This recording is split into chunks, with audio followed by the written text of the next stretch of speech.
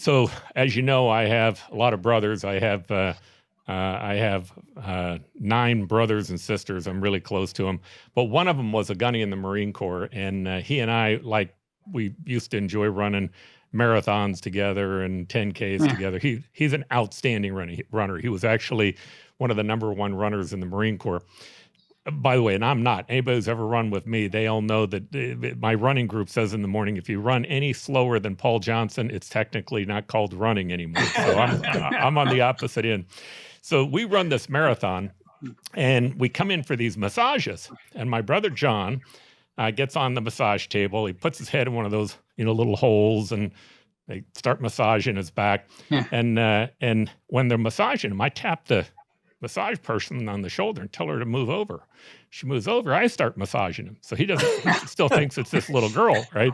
And so then I start pounding on his back, and I'm hitting him with my elbows, and I'm hitting him in the sides, and he just keeps letting me do it. And so people are now all starting to watch.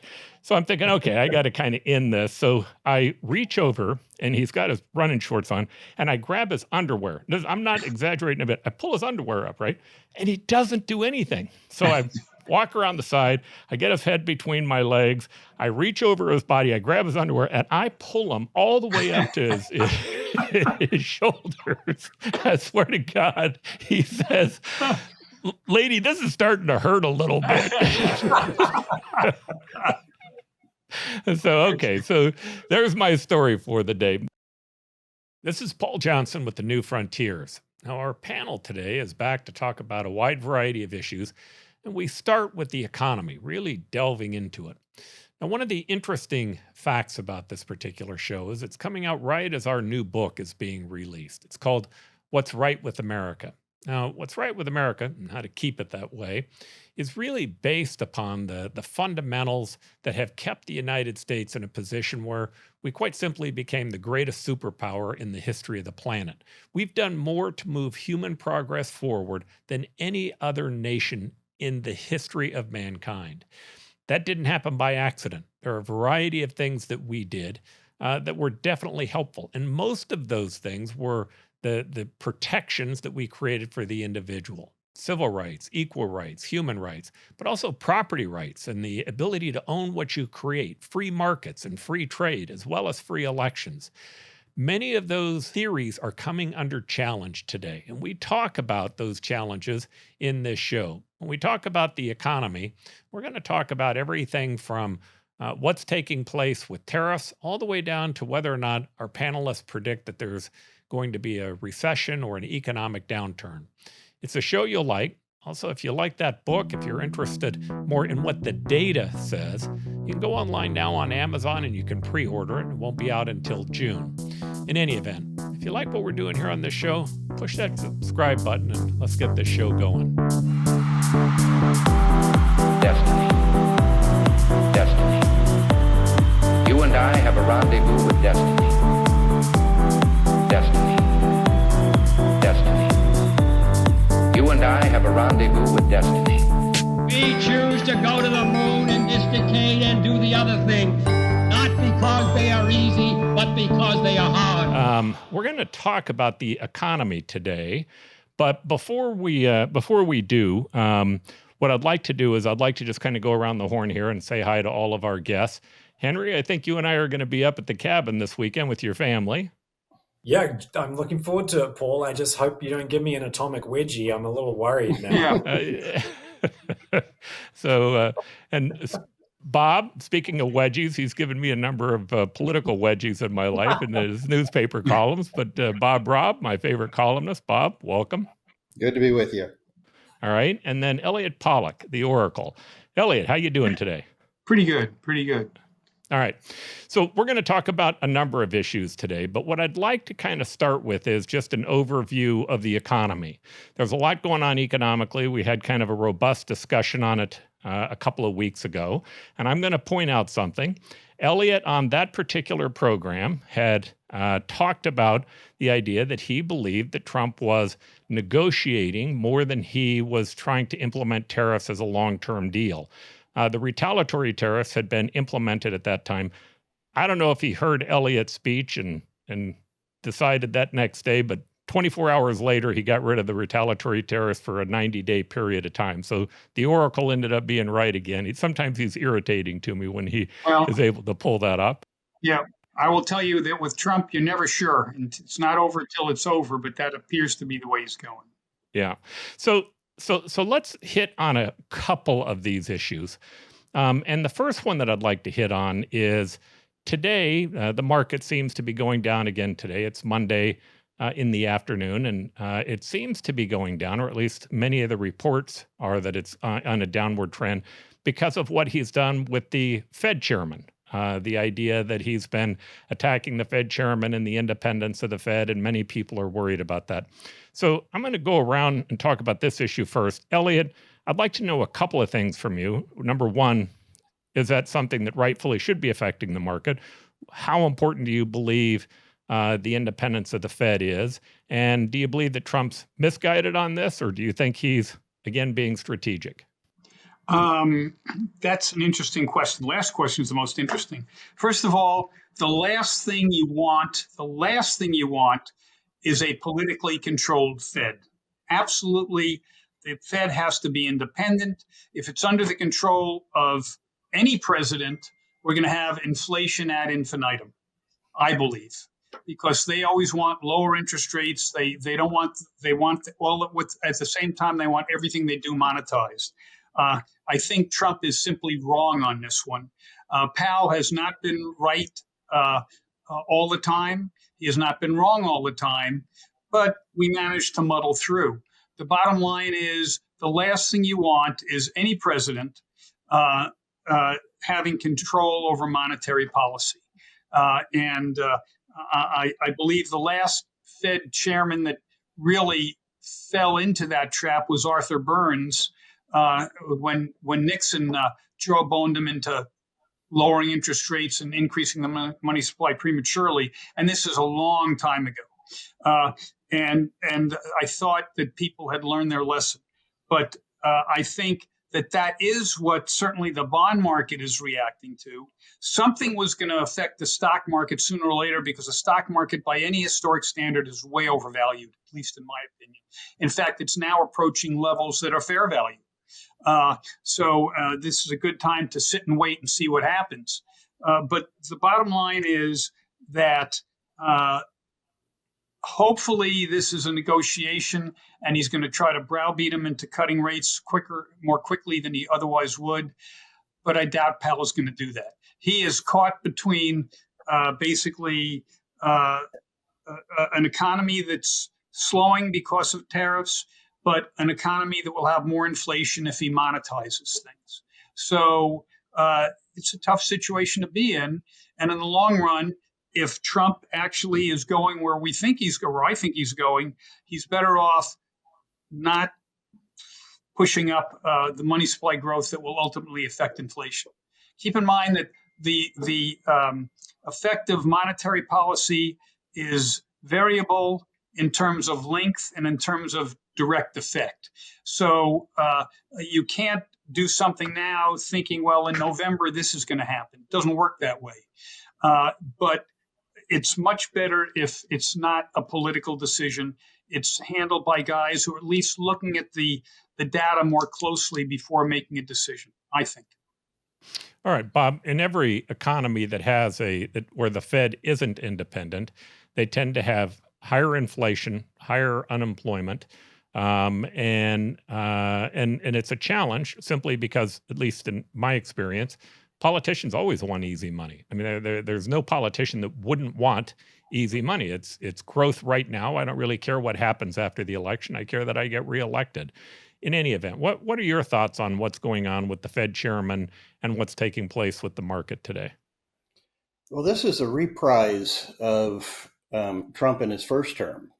He, at one point in time, declared that Powell was a greater enemy to America than the head of the Communist Party in China.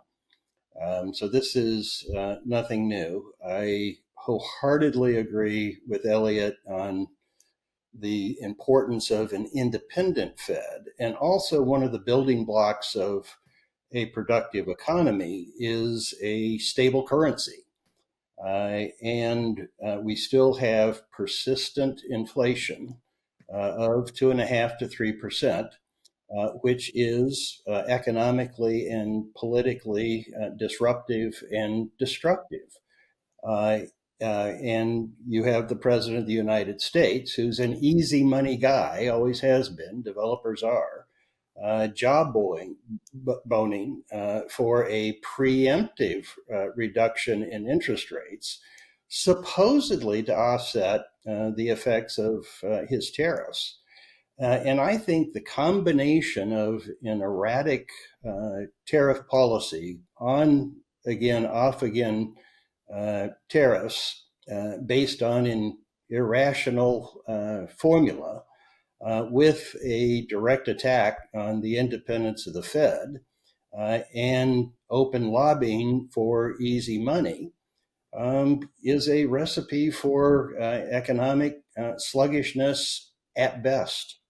Yeah, I totally agree with pretty much everything that's been said. I think that having an independent central bank is super important. You know, the British were one of the last to get a independent central bank. The Bank of England actually still had some nominal influence from the British cabinet until I think into the 90s. I think it was actually Tony Blair who did away with that in the end. Is that right, Elliot?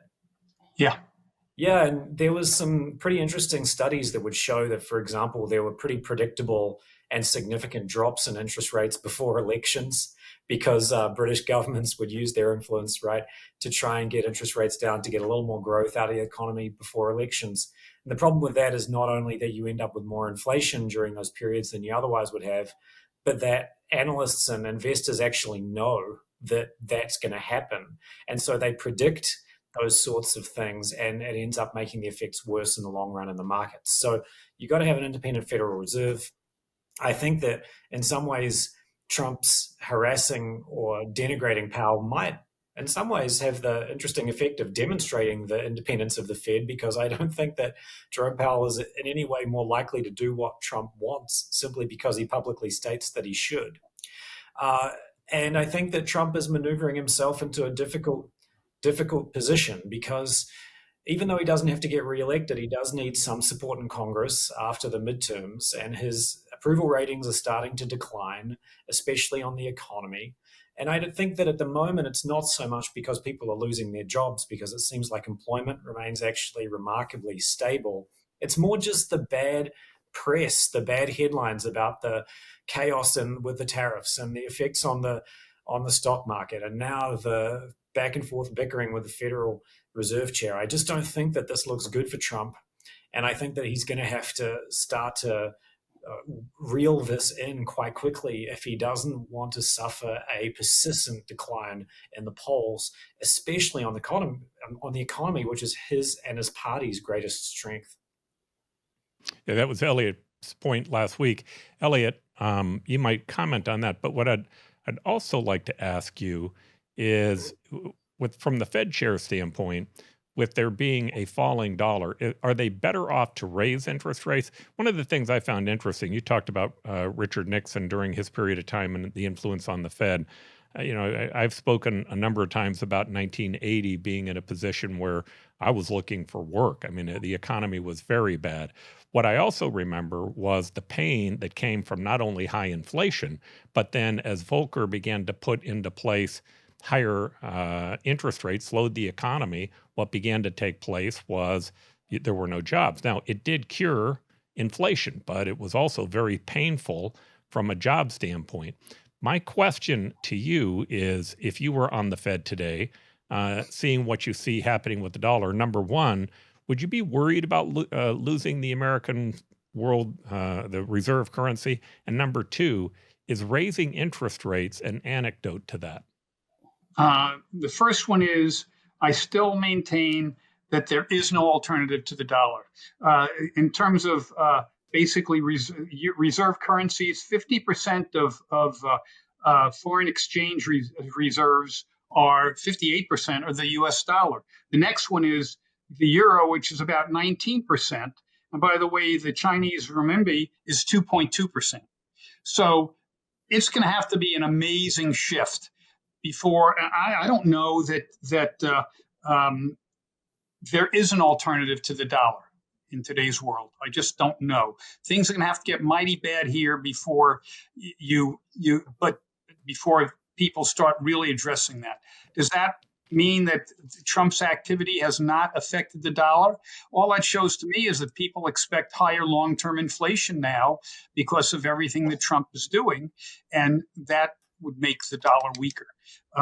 Some stability would be nice. And I agree with Henry's position.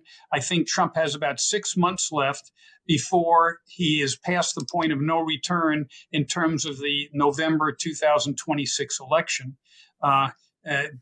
If once you get deep into 25 and there's only a year or 14 months left, you have to have time for all these policies he wants to get through Congress to take hold. And that is, again, the variables are not consistent, and they're not one-to-one in terms of what he wants to do and what will happen. But I believe that some stability on the part of Trump, and let's face it, he's a blowhard, and the America especially, maybe the world, isn't used to somebody who's not polite and does the wrong thing, instead of somebody who's being obnoxious and trying to do the right thing, but maybe doing the wrong thing. Time will tell. But I believe that the dollar is declining because of his jawboning on tariffs and now his jawboning on Powell.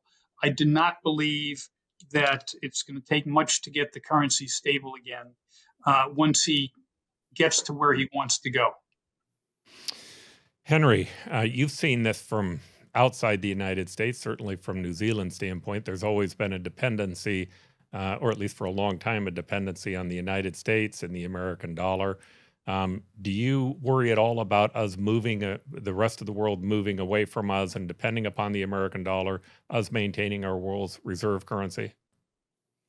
I think that paradoxically, the United States dollar has actually increased its power as the reserve currency since the rise of China, for example, at least according to most metrics like the one that Elliot cited. And a lot of it is about, is there an alternative to the US dollar for other countries to hold as reserve to be used in international transactions around the world? And I think that the US dollar does continue to have that position.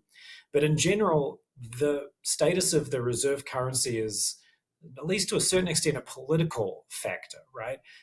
Governments have to decide to hold their reserves in this currency, and there has to be some sort of goodwill and faith in that government that's out there, and the US has benefited from that. And so the general decline in the United States standing around the world is not good for the status of the dollar. And there's no question that at the moment there's huge uncertainty about Trump's policies, about what that means for defense alliances in the Pacific and in Europe and things. And that doesn't help the status of the US dollar by any means. And so once again, I would say that Trump is kind of like a bull in a china shop at the moment. It's not exactly clear what's going to emerge from it. But I think that he's going to have to reel this in at some point to avoid any long-term negative consequences. Bob, I might ask you, certainly part of the effect on the dollar is how much money we're borrowing. I've been hopeful that Doge would be helpful at trying to relieve the budget. That's beginning to become clear. That's probably not going to happen. You've been predicting that, I think, from the very first time that we've spoken about it. We now have a budget coming out of Congress.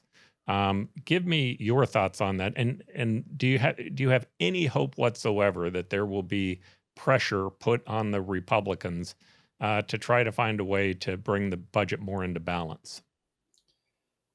I'm more pessimistic about lasting effects from this episode than my co-panelist.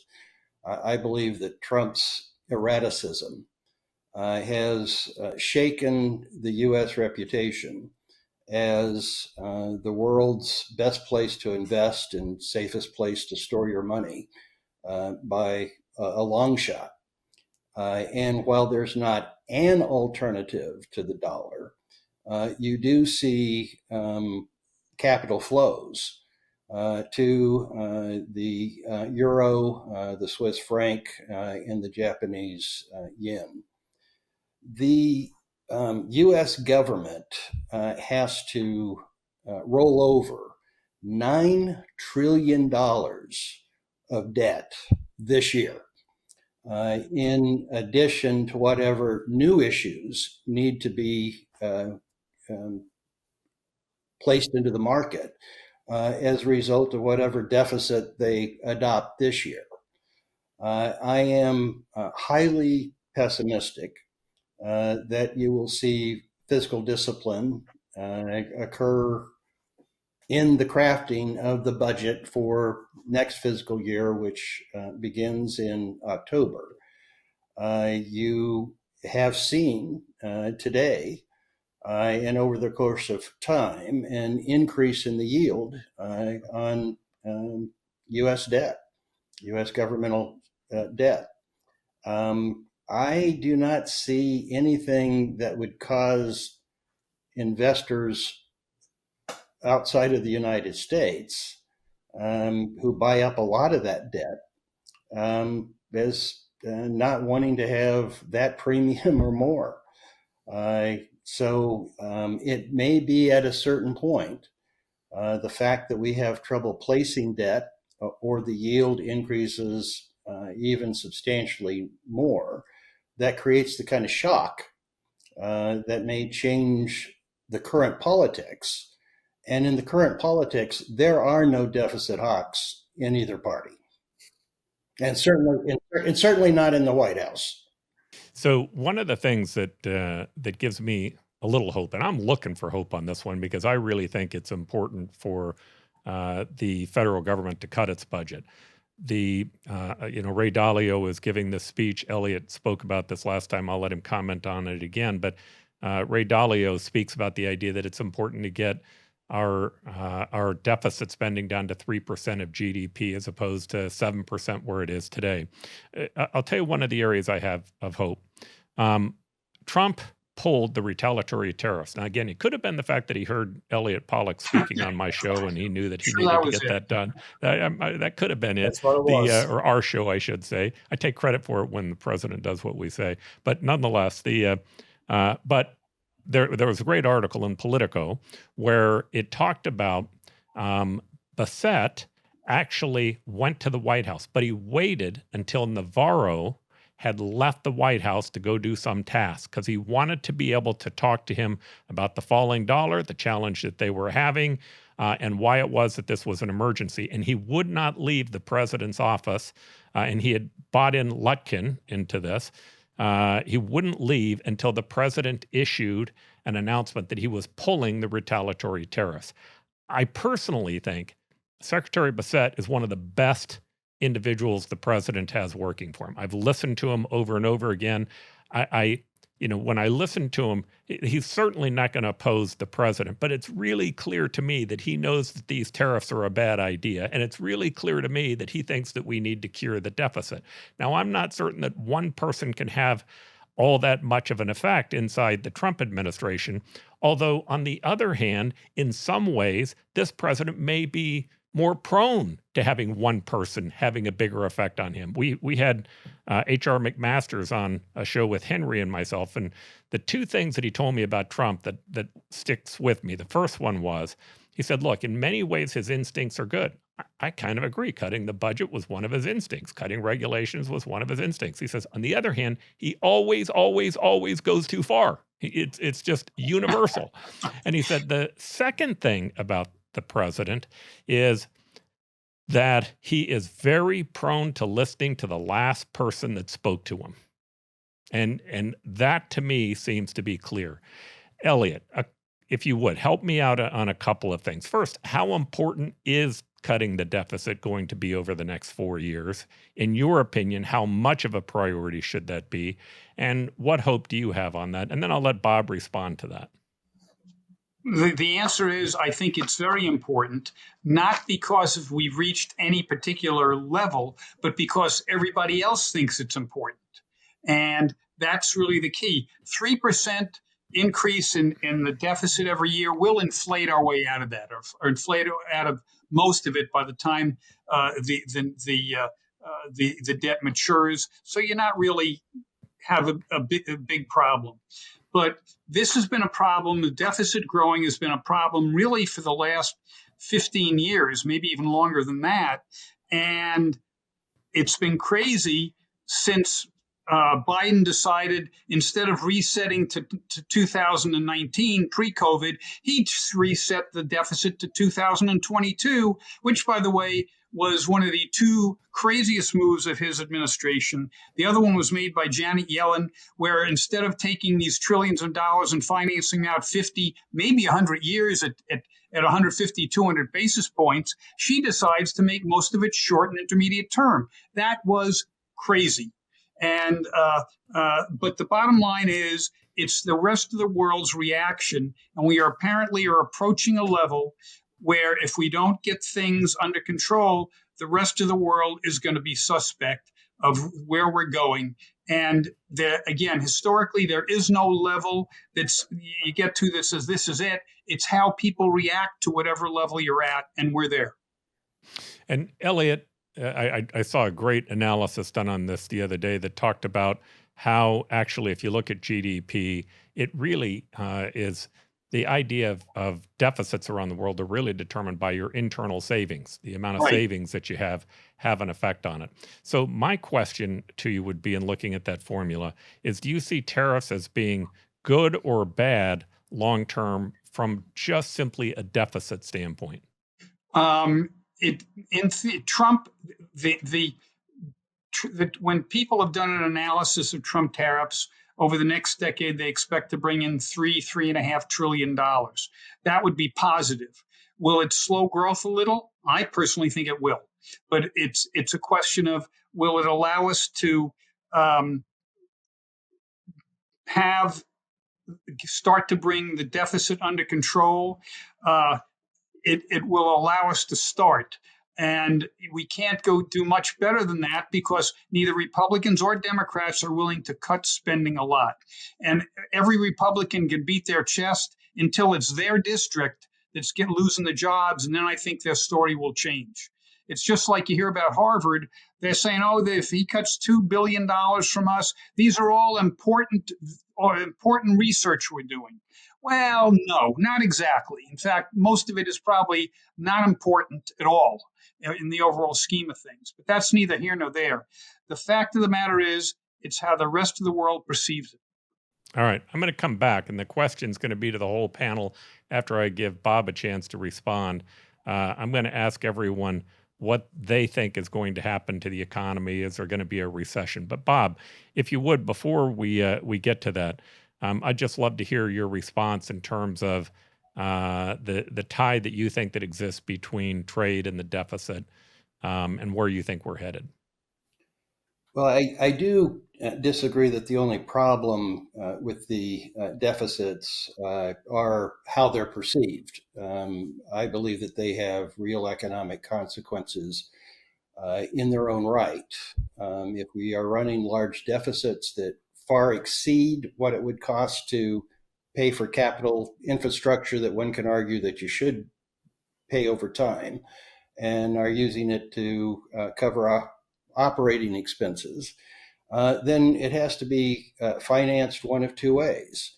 Either the Fed monetizes it effectively, which is what was largely done with the COVID spending, which has an inflationary effect, or there's a crowding out effect in private borrowing, which has a negative impact on economic growth. So I believe that there are real economic consequences from the deficits themselves. I don't know how you make a projection of what the Trump tariffs will bring in, because no one has any idea what the Trump tariffs are. And until that settles, I think any attempt to create a trade-off between what we can gain from the tariffs versus their negative consequences on domestic economic growth is aggregates of air, as George Gilder once described opinion polls. I go back to the basic contradiction in Trump's tariff philosophy. He says on the one hand that he's doing it to increase domestic manufacturing and particularly domestic manufacturing employment. I don't believe that they will have that effect, but that is one of his policy objectives. On the other hand, he says it's going to bring in all this money to the federal government. Well, I can't do both. The only way that you get the money flowing in from collecting the tariffs is if it has been unsuccessful in diverting production to domestic production. And I think the effect on the supply chain by domestic manufacturers who import large amounts of foreign components in their production will probably more than offset any potential advantage from protecting them against foreign competition in finished products. I think David Ricardo had it right, and no one has improved upon his observations of free trade helping everybody by maximizing comparative advantage. I'm not going to let you get away with it being that simple, just simply because a lot of our audience won't know who Ricardo is. Why don't you just talk about that just for a moment? Well, David Ricardo, actually Elliot and Henry probably can answer this question better, but he was sort of the original trade economist. Yeah. What was it, the 1800s? I believe it was the late 18th, early 19th century. I believe it might have been the 18th century, but and he believed that all free trade should be free, and that as Bob stated, that you should work on your comparative advantage. You don't always know what your comparative advantage is. The marketplace tends to take care of that, except in countries where there is no marketplace determining supply and demand. The bottom line is that I think one of the things Trump is trying to do is get to a more free trade set of dynamics. Everything else Bob said, it is likely to slow the economy in the near term. Absolutely. In the long term, I think it will bring jobs back. But it's the question of the quality of the jobs it brings back. I don't think you need guys putting together screws in an Apple phone and beat your chest over it. There's a reason that we've sent cheap manufacturing overseas, and that's because the U.S. is better at basically services, at R&D, and at complex manufacturing. And so when you take a look at these charts that showed that 50% of employment was in manufacturing at the end of World War II, and it's only 10% now, that is somewhat of a bad thing, but a lot of it should have left anyway. Again, if Trump is going for more than trying to balance the act on tariffs, I would agree with Bob, and it's gonna be difficult. Let me digress. One other thing that you said, Paul. Generally, there's also an argument, usually forwarded by the left, and that is it's not about deficits as a percent of GDP. It's deficits as a percent of assets. And if you're a big rich guy and you're spending more than your income, you know what? You can get away with it. And we are the richest country in the world. We're I forget the exact amount of the assets, but the deficits of percent of assets are de minimis. I'm not saying to do it because I'm a cash flow guy and I really believe that you should be looking as a percent of GDP. But I believe that 10 years ago, and I believe that 20 years ago, and I believe it today. And it's taken to this point before the rest of the world reacted to the deficits. And the reason to look at assets is simply to get the rest of the world to recognize We're not Guatemala that's doing this. It's Well, that's it. Look at if you had if you were living on $150,000 a year and you had $10 million in the bank and you were spending $200,000 a year, you're not living within your means, but it's not going to hurt you all that much. And that's what we've got now. But I believe Bob's arguments make sense unless you get this should be about balance and nothing else. It's very difficult to make any prediction about the future of the economy, isn't it? When you don't know whether the tariffs are going to be on or off, when you don't know whether Trump's going to stop, jawboning the Federal Reserve or not. I don't think that it's easy to make a prediction about what's going to happen. But I think we can maybe look a little bit into the past because, the economy really remained robust through the Biden administration because of tremendous amounts of government spending and hiring in the government sector, to a certain extent in healthcare. And it was really that robust employment rate that kept the economy ticking along. And my impression, although I'd be interested to hear others' thoughts on this, is that that level of government hiring is going to slow and maybe even go into reverse. So that is going to be bad for the economy in the short term as well. And so I think that some of those sort of stable trends through the Biden administration are going to be disrupted. That gives you a lot more uncertainty even, but it seems to be mostly on the downside, right? There's a lot of uncertainty, but the forces all seem to be on the downside. On the other hand, of course, we all predicted a recession, and when was it? Early 2023 or something, and 6 out of 10 economists said there was going to be a recession. It didn't happen. So it's very, very difficult to predict.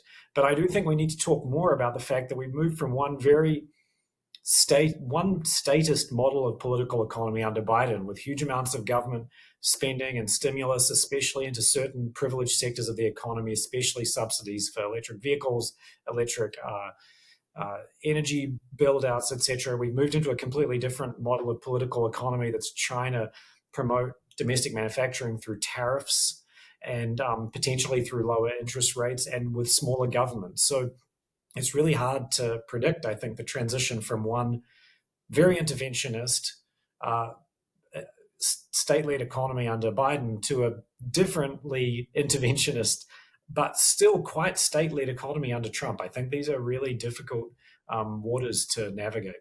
Yeah, I think the only thing I can count on is it's going to be a mess. All right. So having to deal with the mess, I'm going to get my free economic advice here from all three of you right now. Elliot, I usually have to pay for it. And so yeah, you had to buy me lunch back in 1979. Oh, terrible. Come on. That was a big lunch. I spent a lot of money on that lunch. All right. So here's my take on the economy. And I want you to shoot holes in it because it's important, I think, this is just a hypothesis. I'm not at the theory stage yet. So I have two different types of companies. One's a healthcare company where we help employers manage their self-insured healthcare plans. That's in all 50 states. We employ a bunch of people in the Phoenix market to handle that. And the other is construction and real estate. Now, I hear the economists that talk about, well, it's probably going to take off 1% off of our growth in GDP, and it's probably going to increase our inflationary cost by 1%, and that's probably going to put us into a recession. That tends to be, while that's important, it's less important to me when I think about my companies. What I see on our healthcare company is, my guess is our existing employers are going to be laying off people inside their companies. Instead of, if they have 100 employees, they'll have 95 employees by the end of the year. There'll be some attrition that will take place amongst the existing employers. On the other hand, I think I'm going to grow some because I think employers are going to be looking for a better way to manage their healthcare that's more cost efficient. So we actually think we're going to stay the same or grow on our healthcare side. On our real estate side, it's very, very different. We know that we're going to have inflationary costs. All the projects that we have that haven't come out of the ground yet have inflationary costs to them. We're seeing buyers becoming very worried, and interest rates haven't been going down. So we're shifting our home building over to a rental home strategy. Now, that second one is what makes me predict what's going to happen on the economy. The biggest thing that I see, I don't know if tariffs are transitory or not. I listen, one of my favorite guys to listen to is Larry Summers, and he says the transitory thing sounds a lot like the Biden administration. I don't know. What I do know is that everybody I know on the real estate side right now, from lenders to home builders to others, are pulling back on making the decision to move forward. They haven't already moved forward. They're slowing on that. And to me, an economy, Elliot said it a number of times on the show, but it seems like it's based on just faith. And if people all of a sudden don't have faith that there's going to be growth and a great economy there and they pull back on spending, you're going to have a problem economically.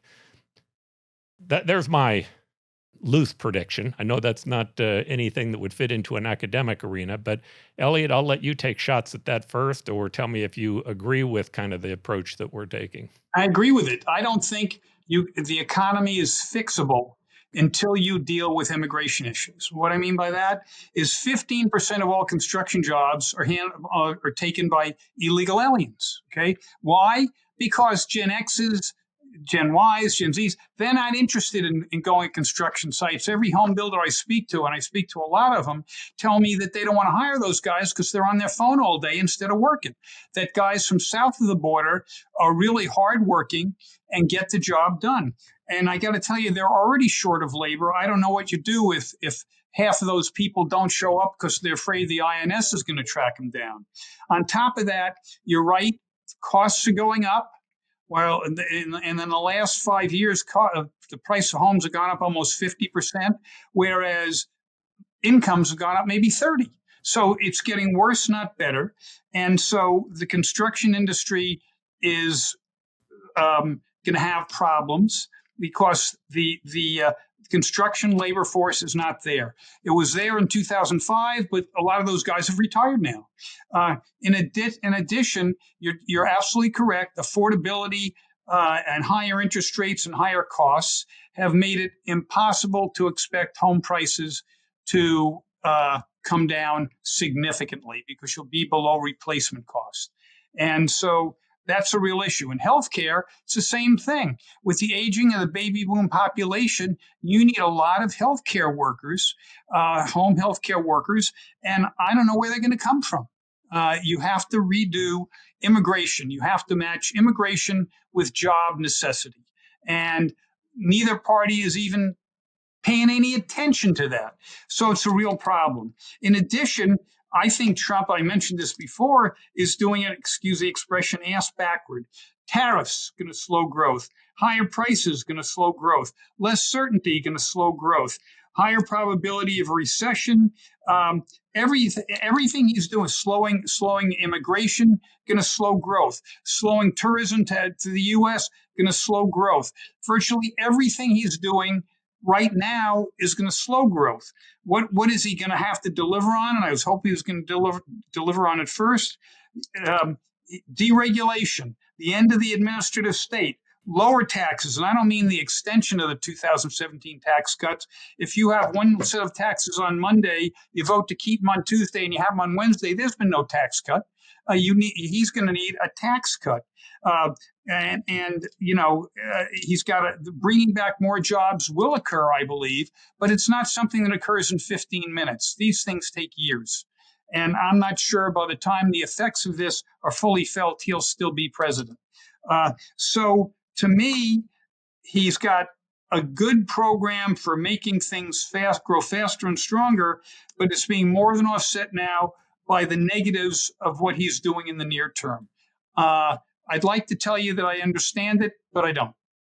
I'm having some intermediacy problems with things jumping in and out. So if I don't come through, you may need to cut me out. What happens? You don't pay your utility bill, Bob.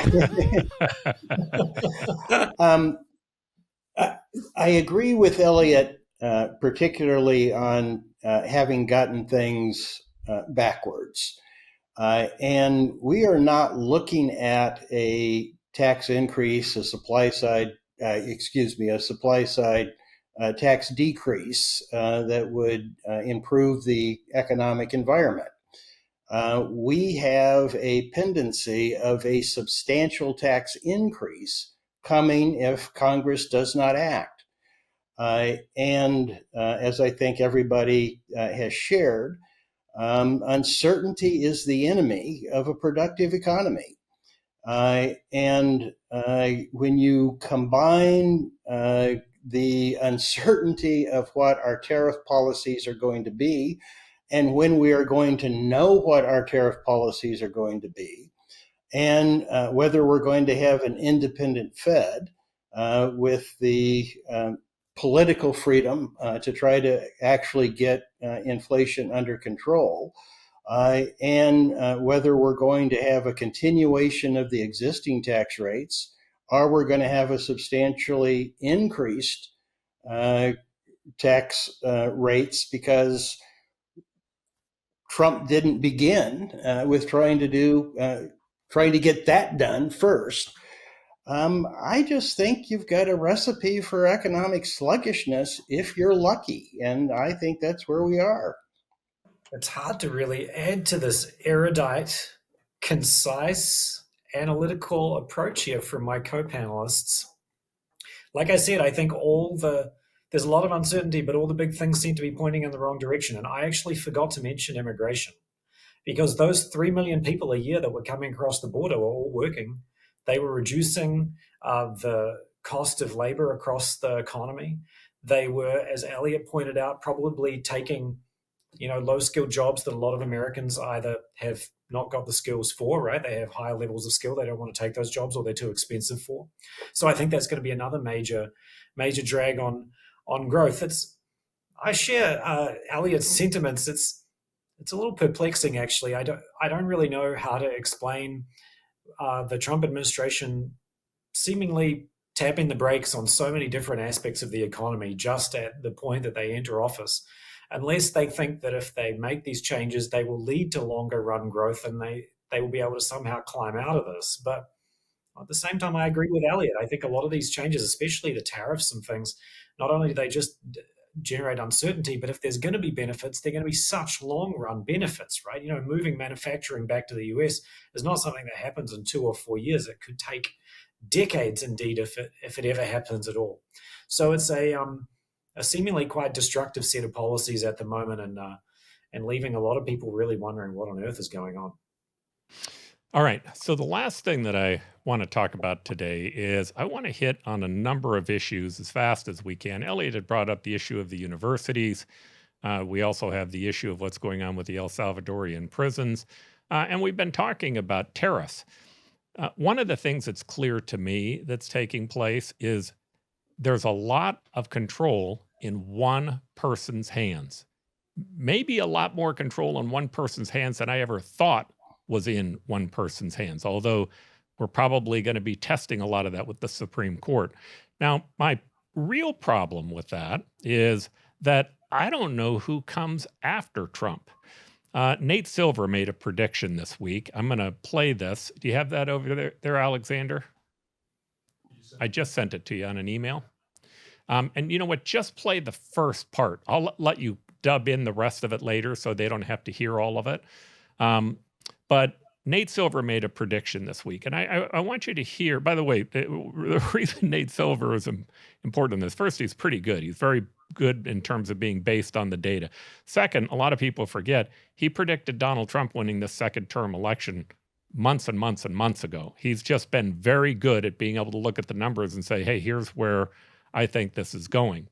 His prediction this week is based upon him looking at the data, and he and his friend did an analysis of who they thought had the best chance of being able to win the primary, and they haven't really gotten to who has the best chance of being able to win the general. But it's something that I have spoken about in the past. Okay, my first pick of the first round draft is Alexandria Ocasio-Cortez. Sorry, I mean, it's Substack. We can say whatever we want. That was going to be my fucking first pick. Oh my God. Nate, I think we spent too much time on the AOC bus. I'll look to the data first, given who we are. In a Yale poll just out this week, AOC has the highest net favorability rating of any of the Democrats that they asked about. So she's positive 62%. She has very fervent support. I think a lot of people are going to run in 2028. And it's going to be a contest for attention and getting those sort of people who might be in your boat to turn out and stay with you through thick and thin. And I think that's Ocasio-Cortez. Like, the media is kind of obsessed with her, and they're going to follow her every move, which means she'll be able to keep the attention on her throughout the primary process. And she's going to have somewhere in the range of, I don't know, 20% of the primary electorate, especially if Bernie Sanders doesn't run, who will probably be with her no matter what. And in the Iowa caucuses, in even New Hampshire, which is known as being kind of moderate, that's going to get you a lot of bang for your buck when there's still like 20 people running alongside you. That's pretty relevant when like Elon Musk is, although I guess now kind of getting like demoted, but basically like, the second most powerful person in the government right now. So, okay. Here's the point that I would make on this. I think AOC is probably... first, I think a lot of people on the right discount her. I think they believe she's not all that sophisticated. She's not all that smart. They see her as being the anathema of a free market. I think AOC would be one of the worst things to happen in this country in terms of being president, right up next to Donald Trump. But my personal opinion is that she actually does have a very good chance. She's doing an oligarchy tour right now, in which she is spending a lot of time and effort trying to create a separation of the economic classes. It's not all that far apart from what Donald Trump is doing. But what worries me about Donald Trump on things like the university, by the way, on the university, I tend to agree with him in some respects. I think that the anti-Semitism that happened on the Harvard campus was despicable. The things that they allowed to take place shouldn't happen. They needed to have a lot of political pressure on them. Whether or not we should have the funding that should be going into science, it shouldn't be determined based upon that. It should be based upon whether or not we're getting any value out of the science. But taking away their not-for-profit status, we had a case here in Arizona on the not on Goldwater, but on Grand Canyon Institute in 2019, where that became an issue, and they thought that there was political influence trying to stop them from being able to get their not-for-profit. And when it went back to the Supreme Court said, no, this is something that's done by the Treasury, and it's based upon a certain set of data, and the president's not really, or the administration is not supposed to have influence over it. But the point I would make that's a more important point to me is, I don't really want the president telling our universities what their curriculum should be. And again, I disagree with a lot of what I see that's happening on our elite campuses. I also don't want the president being the only guy who can determine what the tariffs are going to be. I think that's a mistake. If you're going to enforce immigration against people who've been involved in really bad gangs and sending them to El Salvador, I could probably go along with that. But I think people should have a hearing. I don't think it should be one person or one administration that can do that without due process. And I think what they ought to be watching is that it's not beyond the pale that somebody gets in on the left side and that starts asking why the people who are in the Trump administration should have due process, why they shouldn't have a right to have a hearing. These rules were set up to make certain that all of us were treated in a just way. And I'm worried about where they're going. I'll tackle each one of us individually on that. I'll start with Elliot because his hand is up. It's not because I have to go to the bathroom. So the bottom line is that, in my opinion, Congress has abdicated its responsibility. And Trump is filling a void that really should be Congress's, or at least the oversight that should come from Congress. And that essentially the Supreme Court is where virtually all of what he's trying to do will be decided. And to me, that's great. It's too bad that Congress has abdicated over the last few decades to a series of presidents what Congress should be doing. But at least the Supreme Court will be the arbiter of last resort. At least there's something there. We'll come out of this presidency knowing exactly what the president is and can be, and what Congress is and should be. And so this is all a test, and Trump is going to push the limits on virtually everything. As far as universities are concerned, as much as I hate to say it, I agree with you.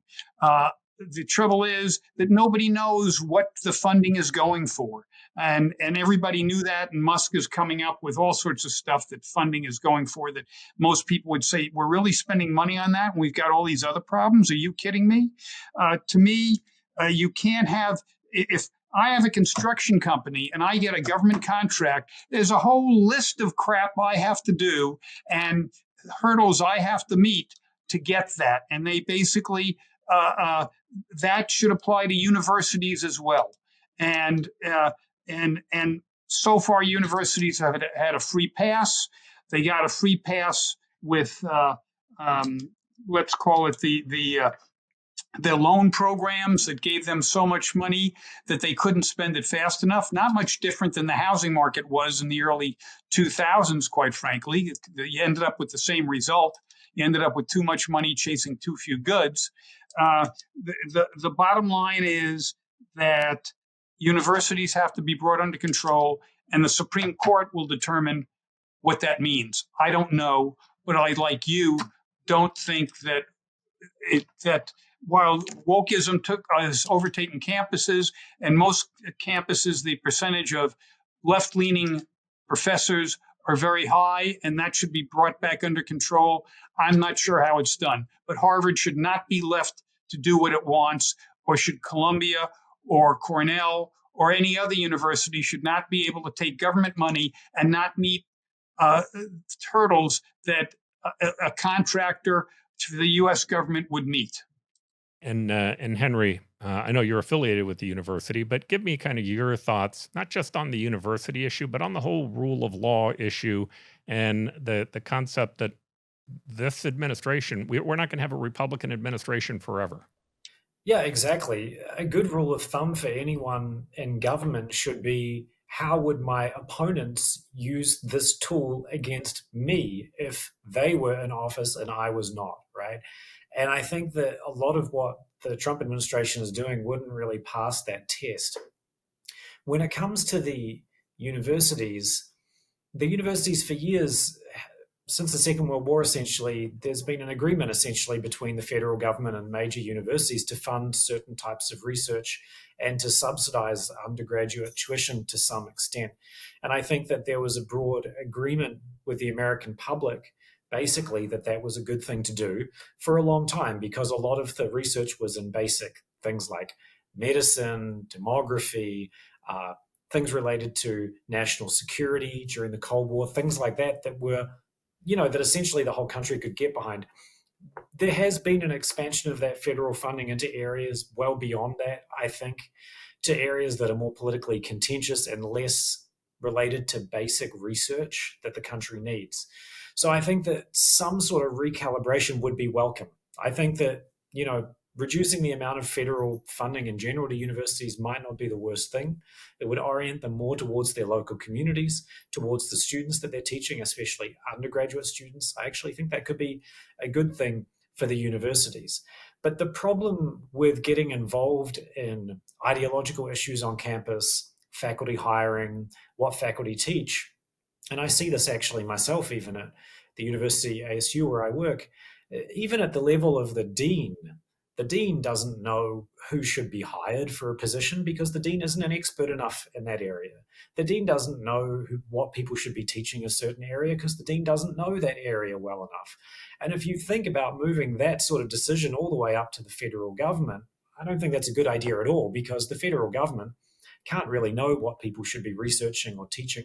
Maybe there can be certain standards against discrimination and harassment, the sort of thing you have in all workplaces. Sure, of course, that's a good thing. But I don't think that the federal government should be as involved in directing research or teaching or curriculum as it is now. In fact, I think it would be better if it was involved less. So I think that some recalibration is necessary, but it's not going to be good. It's going to be very messy and probably negative if it's imposed from the top down from the federal government, because they don't have the expertise and they're not close enough to the material to be able to correctly adjudicate what should be taught and what shouldn't. Yeah, and again, my challenge is AOC becomes president, and you guys will all be having to teach if these rules stand pat. They'll just flip them on their head and say, hey, we need to be talking about the colonial states of the U.S. and Israel and what a terrible job that they've done. And they'll just reverse everything that he's done and try to implement their ideological tint. So the question becomes, because I do think that some of the things the universities have done with DEI, I do think some of the anti-Semitic things that happened on some of our Ivy League campuses were out of bounds. I do think that they're not hiring enough. And I don't consider myself a conservative. I see myself as an independent. But I think we should have more conservative professors. There should be more of a dialogue that's happening inside of our universities. Where's the right place for that discussion to happen if it's not from the President of the United States applying financial pressure and even their tax status pressure to be able to force them into his ideological turn? Well, I think that it has to happen at the universities. The university faculty have to be having these discussions. And the problem is that the intellectual bias of the faculty is so extreme. I mean, you look at the surveys and it's like 20-1, the number of Democrats to Republicans at the universities. So that's a problem. But then another problem, big problem, is the direction given by federal funding, right? Universities orient a lot of what they teach and a lot of their research around the priorities given by federal funding. So I would actually say that a lot of the problems have been caused by the federal government privileging certain topics, privileging certain approaches across the academy. And if there was less federal funding, if funding was more local, if it came more predominantly from students rather than through research grants, I think the faculty would probably be moderated and they probably would be less politically radical. It's a very, very difficult problem to solve. And I think that using the blunt instrument of the federal government threatening the universities to put them under administration or take away billions of dollars of their funding, it's understandable why the Trump administration thinks it's the only way to go forward. I just don't think that it's going to have the effect that they think that it will. I don't think that it's possible to solve this problem in a top-down manner, and I don't think they're going to get what they want. Bob, I know you've been an outspoken critic of DEI. You've also been a critic of some of the things happening in our higher universities. How do you see this one? I see it as a gross abuse of political power and abdication of the rule of law, despite having been a longstanding critic of what's happening in higher education.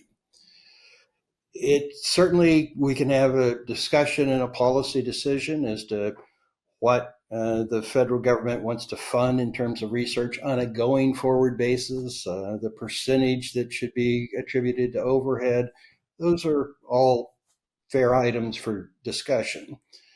And the Biden administration had injected into federal funding of research DEI considerations. It would have been perfectly appropriate for the Trump administration to remove those, which would create a change within the university environment, because the teams that were being assembled would be judged purely by on the basis of their experience and competence, not on their diversity. So there's plenty of room for fair game here.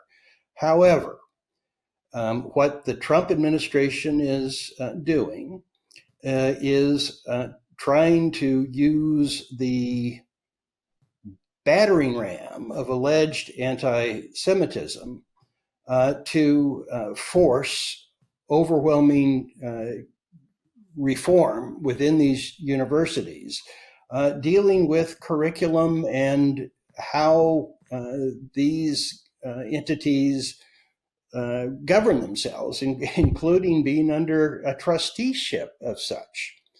Now, there is the universities, going to Elliot's point, are subject to the civil rights laws. And there are some specific civil rights laws that apply to higher education. But there's a process that you're supposed to go through to pursue those. It requires an investigation. It requires findings that are subject to dispute. And only after that process is completed does the federal government become empowered to take some action to try to remedy an alleged civil rights violation. The Trump administration is following none of that. It has this task force that's using the supposed pendency of such an investigation to demand all of these concessions that go far beyond any implementation of federal law and any connection to the alleged civil rights violation. It's a complete legal fig leaf to assert political pressure on what are private institutions that have board of directors, boards of trustees, if they are private institutions, if they're a public university, there's always some kind of governance mechanism. And after Harvard said, you know what, we're not going to do an ideological audit, which is one of the requirements that the Trump administration, without any legal justification whatsoever, was demanding. When Harvard said, you know what, we're not going to do an ideological audit now or in the future of the political philosophy of the members of our faculty or the students that we admit, they get threatened with the loss of federal funds that have nothing to do with the issue of the civil rights violation that has been alleged. And then they have their nonprofit status threatened in a way that is probably a violation of federal law.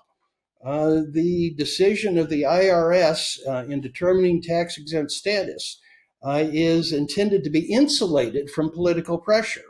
And you've got a Truth Social post by the President of the United States basically instructing the IRS to begin the process of yanking the tax-exempt status of Harvard University because they stood up for their constitutional right and objected to an extra-legal and arguably illegal approach taken against them.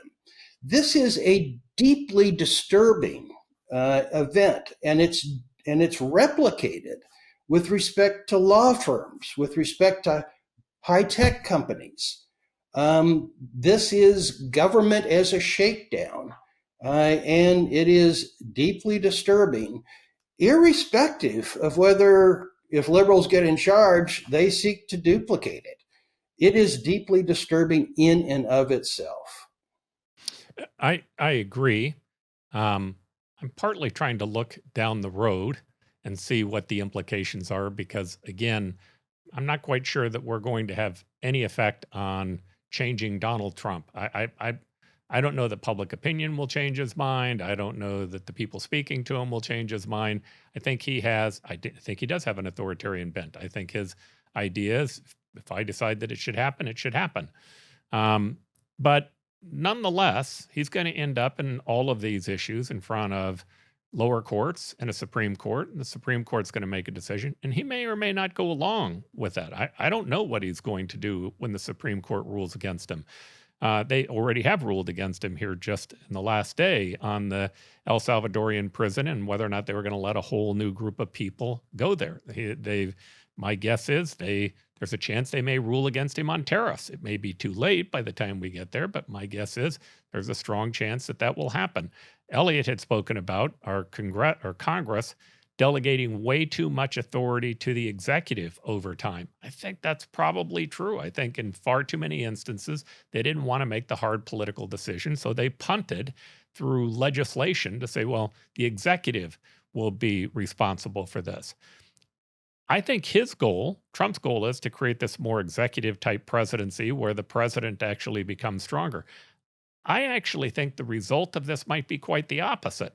I think by the time we get done, we may actually revert back and the legislative body may become stronger, because we saw this with Richard Nixon. We saw there was a whole list of bills that began to come up with people wanting to limit presidential authority after Watergate had taken place. I don't think that's going to happen in the next year and a half, but I think you're going to probably have a new House a Democratic House at the end of the election. And if he keeps going, that you may have a Democratic Senate. Now, he'd veto those bills, but the point I'm giving here is I'm not altogether sure when he gets done that he actually gets what he wants. I think he may get the opposite through Supreme Court decisions and through legislative action. I'll make this the last question. I'd love everybody's prediction on not where this goes next month, but where you think this goes in 5 years. What's if you were just guessing, and I know it's really hard to look into that crystal ball and see it, how would you see this actually plays out? I believe that the second Trump administration is going to be a comprehensive debacle, both politically and substantively. And I'm not sure how either party reacts to that, whether it provides a opportunity for a resurgence of more of a traditional Republican to have a chance to win a Republican primary in the future. I do believe that what the Democratic Party stands for won't be decided or even debated until the 2028 presidential primaries. And I think you will have a wide variety of candidates with a wide variety of approaches. I think that the path to victory would be sort of a revival of the new Democratic leadership movement in the late 1980s and 1990s that led to the election of Bill Clinton. Whether that can win a Democratic primary, I'm not sure. But I do believe that a reaction to Trump failures will have an opportunity for both parties to sort of redefine themselves. Yeah, I agree actually with Bob that this could create a lot of openings.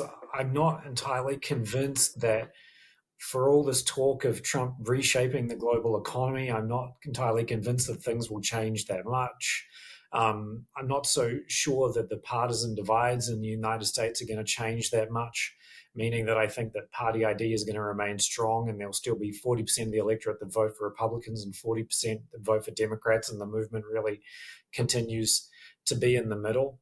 I do wonder, though, where we go from here if the Trump experiment fails, because it certainly was a backlash against some sort of global international economic order, against whatever you want to call it, kind of neoliberal economics. I think there was a real backlash against that. And the question is, if the backlash only leads to dysfunction, to economic stagnation, to an incoherent policy approach, the question is, where do people reach to then?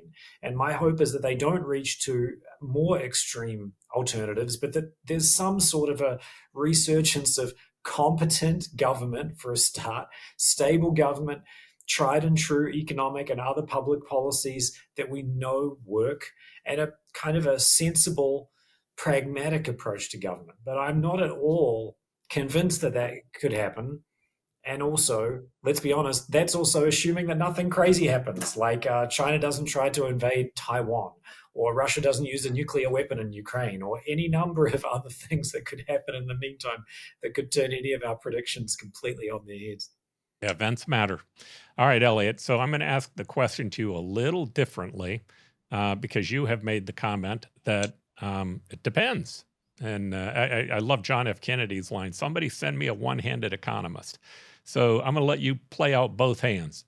One hand is that what he's doing on this tariffs is just a negotiation, and he actually is successful at getting the world to turn around to free trade. And the other one is, no, this was an end amongst itself. And he actually is going to hold the line on tariffs all the way to the end of this thing. I don't believe he's going to hold the line on tariffs to the end of this thing.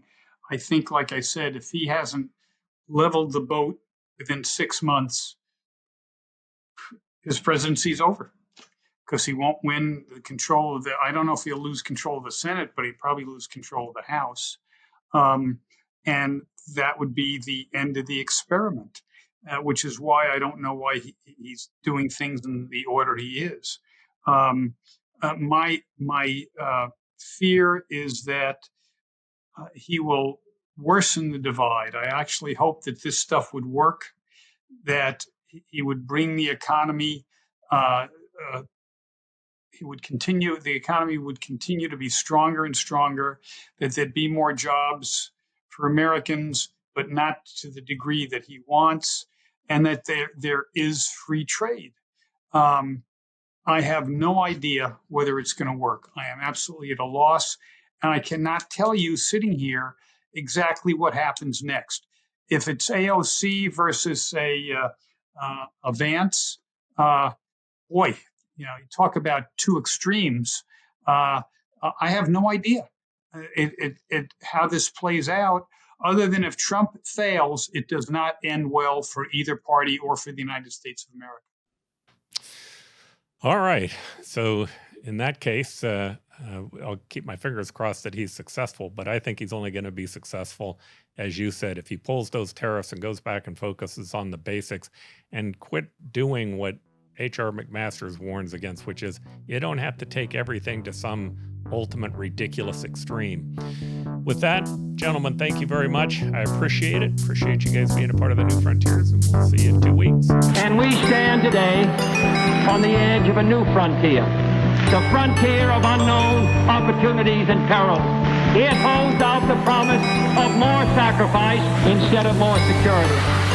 The new frontier is here. You and I have a rendezvous with destiny. We'll preserve for our children this, the last best hope of man on earth, or we'll sentence them to take the last step into 1,000 years of darkness.